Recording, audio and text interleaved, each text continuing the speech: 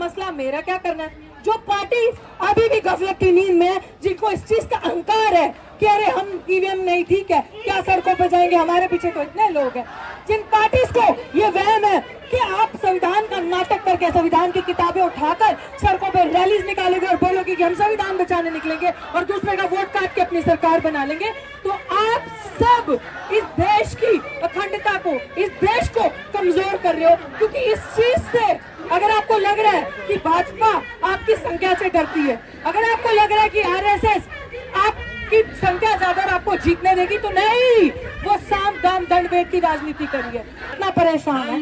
जिस जगह पे सबसे ज्यादा प्रताड़ना हरियाणा पंजाब जैसी जगह पे सरकार ने इतना बद से बदतर सलूक किया, फिर वहाँ पे पंजाब में देखो तो भाजपा का वोट काउंट बढ़ जाता है, हरियाणा में देखो तो पूरी सरकार बन जाती है, उत्तर प्रदेश में आपने देखा कि कैसे लीड ले गई।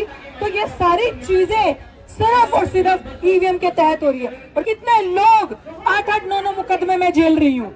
हम लोग अदालतों में जाते हैं, इतनी लंबी लंबी डेट मिलती है आपको इस सिस्टम में रहते हुए, क्योंकि सरकारों का जुडिशरी पे प्रेशर है, पूरा कंट्रोल है भाजपा सरकार का। आपको क्या लगता है कि आपको इस सिस्टम में न्याय मिलेगा? संविधान को बचाना, लोकतंत्र को बचाना कैसे बचेगा?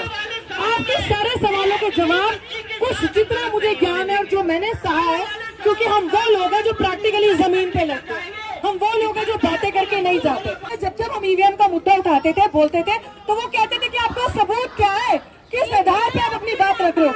लेकिन जब चुनाव लड़ा तब तथ्य, सबूत, पूरी वीडियोग्राफी हुई, सारे प्रमाण हमारे पास मौजूद है।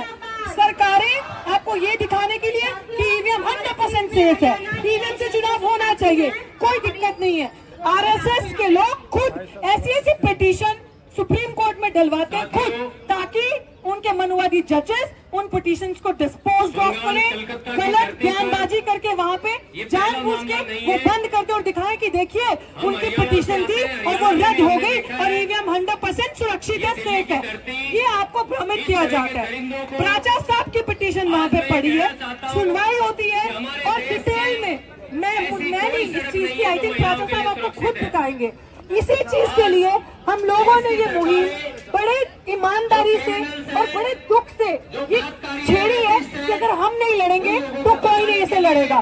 और इस समय इस पॉइंट में, इस सिचुएशन पे, अगर आपको उत्तर प्रदेश में अपनी सरकार चाहिए, ईमानदार लोगों की सरकार चाहिए, अगर आपको दिल्ली में आने वाले चुनाव में अपनी भागीदारी, अपनी सरकार चाहिए, अपने लोग चाहिए, अगर आपको अपने हक अधिकार चाहिए, अगर आप नहीं चाहते कि लोग हिंदू मुसलमान के नाम पे मरे काटे जाएं, आप चाहते हो कि आपकी बहन बेटी सुरक्षित रहे, आप चाहते हो कि बच्चे बहस धर्मों पे ना करें, बच्चे शिक्षा, स्वास्थ्य, रोजगार पे बात हो, इस देश में इन सारे बिंदुओं पे बात की जाए, इस देश में महिलाओं की सुरक्षा पे बात की जाए, इस देश में भुखमरी पे बात की जाए कि अपने पड़ोसी देश से भी भारत बच्चे बदतर हो गया भुखमरी पे।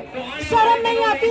मैं आज बात करती हूँ बड़ी बड़ी उन एनजीओ को जो बड़ा बड़ा फंड लेते हैं, बड़ी बड़ी विमेन, महिलाओं की विमेन एम्पावरमेंट की बातें करते हैं, और जब आप सिग्नल पे, रेड लाइट पे गाड़ी लगाते हो तो गरीब की बच्चियां छोटी छोटी वहाँ भीख मांग रही होती है, वहाँ पर प्रदर्शन करके दिखा रही होती है। ये है हमारे भारत की असलियत, ये है हमारे देश की असलियत, क्योंकि सरकार ठगों के, चोरों के हाथ में है। आप लोग सोचते हो कि जमीन तो हमारी इतनी मजबूत है, जमीन पे तो हमारी रैलियों में इतनी भीड़ आती है, लोग इतने सारे हमारी रैलियों में होते हैं जब इलेक्शन होते हैं, तो वो इलेक्शन वोट जो है वो हमारे लोगों का वोट काउंट क्यों नहीं होता? हमें जब वोट देने जाते हैं तो ऐसा क्या होता है कि जिस जगह का किसान इतना परेशान है, जिस जगह पे सबसे ज्यादा प्रताड़ना हरियाणा पंजाब जैसी जगह पे सरकार ने इतना बद से बदतर सलूक किया, फिर वहाँ पे पंजाब में देखो तो भाजपा का वोट काउंट बढ़ जाता है, हरियाणा में देखो तो पूरी सरकार बन जाती है, उत्तर प्रदेश में आपने देखा कि कैसे लीड ले गई।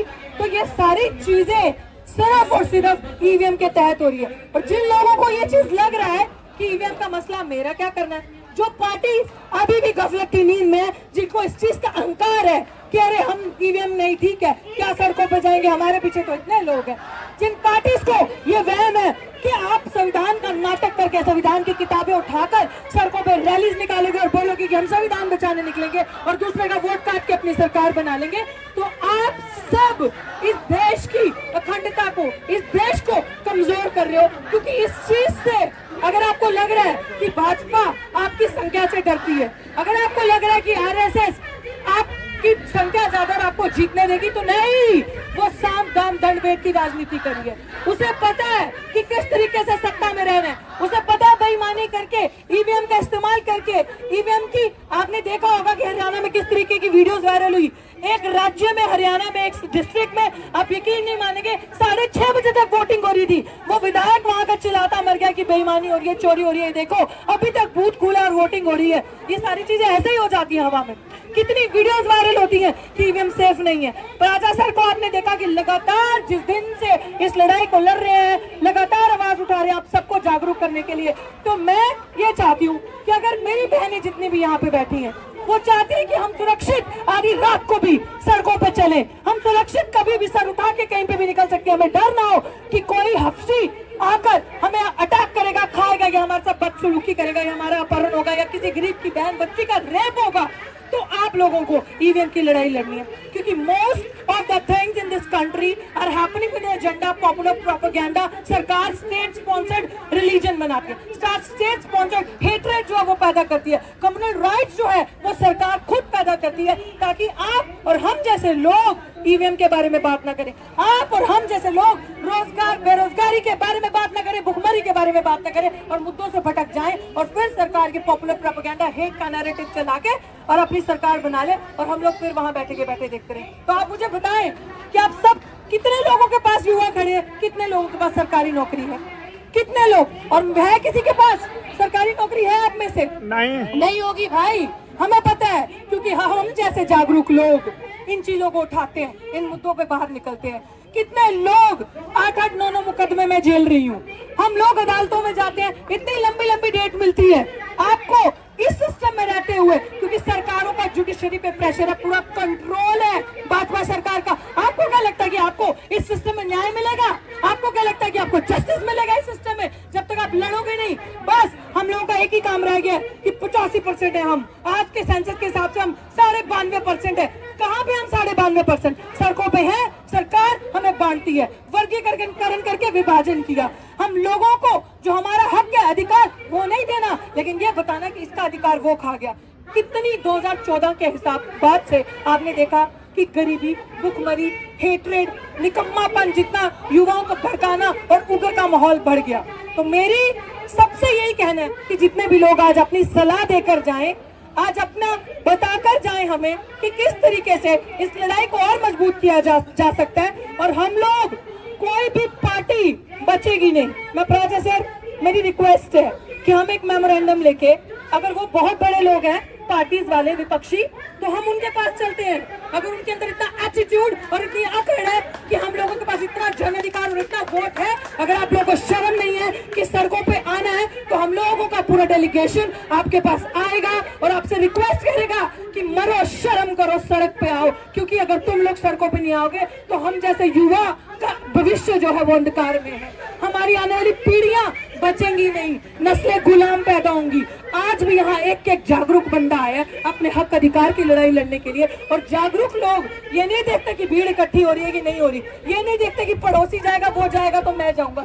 जिसको अपना घर बचाना, भाई आग मेरे घर में लग रही है, जल मेरा देश रहा है, तो मेरे को दर्द होगा तो मुझे इसको संभालना पड़ेगा। तो मेरी आप सबसे विनती है कि हम सारी पार्टीज का दरवाजा खटखटाएंगे, तो बोला जाएगा इस मुहिम में आओ, सड़कों पे निकलो, साथ दो और इस सरकार का तख्ता पलट करो, और उन 92% लोगों की सरकार बनाओ, उन अम्बेडकरवादियों की सरकार बनाओ जिन्होंने इस देश को आजाद करने के लिए कुर्बानियां दी हैं, जिनके दादा परदादा इस देश में अपने खून पसीना बहाया। और मैं प्राउडली ये बात कह सकती हूँ क्योंकि मेरे दोनों के दोनों ग्रैंड पेरेंट्स फौजी थे, फौज में थे। मैं उस परिवार से आती हूँ जिन्होंने वो कुर्बानियां देखी है, जिन्होंने ये दर्द तकलीफ सहा है, इस देश से प्यार किया है। और मुझे ये लगता है हम सब, अगर जितने भी लोग यहाँ पे ये संदेश यहाँ से लेके जाएंगे, अगला प्रोग्राम का कॉल आपको 1 हफ्ते के अंदर मिलेगा।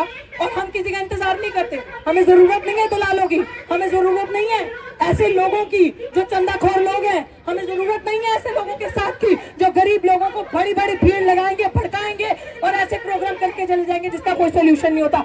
आपने देखा था दिल्ली यूनिवर्सिटी का वो प्रदर्शन, उस केस में 9 FIR मेरे पे हुई, लेकिन सर नहीं झुकाया। वहां से हमारा धरना हटाने के लिए 144 लगा दी कि ये लोग बैठ ना सके, लेकिन फिर भी हम हारे नहीं, उतनी मजबूती से हम कोर्ट में लड़ रहे हैं। तो जो मेरा भाई बहन चाहता है, हम ईमानदारी से, मजबूती से, भाजपा से जो लोग दुखी हैं लड़े, उन सबको सड़क पे आना होगा और अगली बारी भारी संख्या में हम लोग आपको यहाँ पे मिलेंगे। और फिर थोड़ी देर में, अभी औरों को सुन के थोड़ी देर में फिर आपके बीच में आऊंगी। और मैं बहुत बहुत शुक्रिया अदा करती हूँ कि मिशन सेफ कॉन्स्टिट्यूशन ने ये इनिशिएटिव लिया और इस लड़ाई को पूरी मजबूती से हम लोग लड़ेंगे जब तक ईवीएम पूरा खात्मा नहीं कर देते। और चुनाव होगा तो पेपर बैलेट से होगा, और ये चीज याद रखना। और घर जाके आपके माँ बाप से पूछना कि जब जब पेपर बैलेट से जब चुनाव हुआ होगा तब तक हमारी सरकारें बनी होगी, तब तक हमारा राज रहा होगा। और आज ईवीएम से चुनाव आया तो चोरों की सरकार आई। शुक्रिया साथियों। जय भीम, जय भारत, जय संविधान।